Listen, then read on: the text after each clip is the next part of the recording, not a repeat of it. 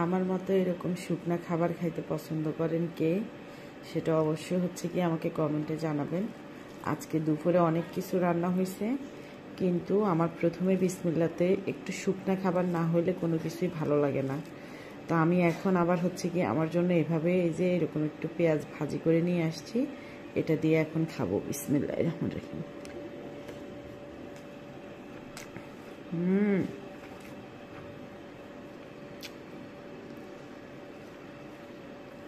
এটার মধ্যে বোম্বা মরিচ কুচাই দিছি, তো এই জন্য অনেক ঝাল।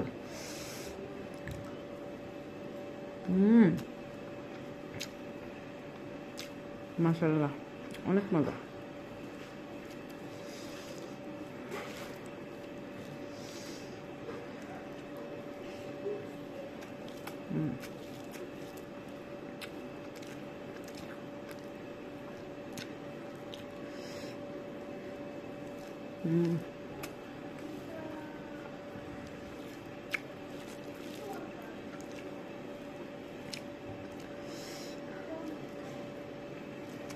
আল্লাহ হাফেজ।